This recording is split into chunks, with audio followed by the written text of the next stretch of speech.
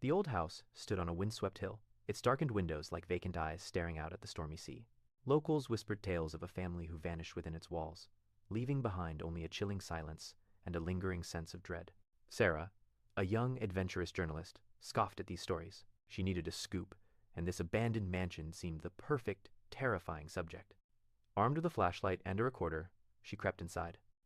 The air hung heavy with the smell of damp earth and decay. Cobwebs draped like ghostly shrouds across the furniture, and dust motes danced in the beam of her flashlight. Each creak of the floorboards sent a shiver down her spine, but Sarah pressed on, driven by a thrill she couldn't quite explain.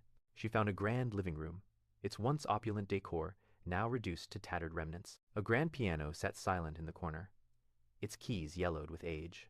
As she explored further, a cold draft snaked around her ankles. She heard a faint whisper, a chilling susurrus that seemed to emanate from the walls themselves. Her heart hammered against her ribs. She moved deeper into the house, her flashlight beam dancing across peeling wallpaper and shattered mirrors, each reflection distorted and unsettling. The whispers grew louder, morphing into unintelligible murmurs. She felt a presence, unseen but undeniably close. In the master bedroom, she found a child's rocking horse, its paint chipped and faded, positioned eerily in the center of the room.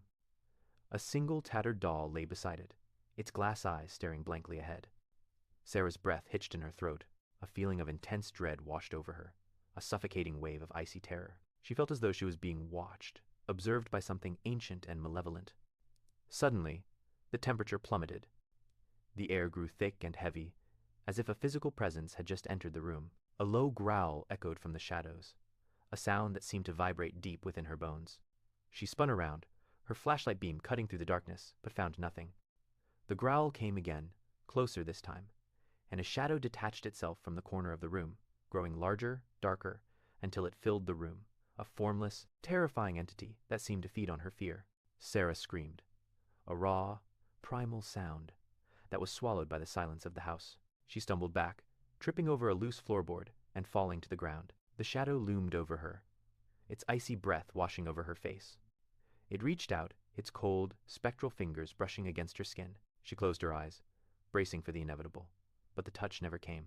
Instead, the shadow receded, the cold air slowly warming, and the unsettling silence returned. Shaking, Sarah scrambled to her feet and fled the house, leaving behind the chilling silence and the lingering sense of dread.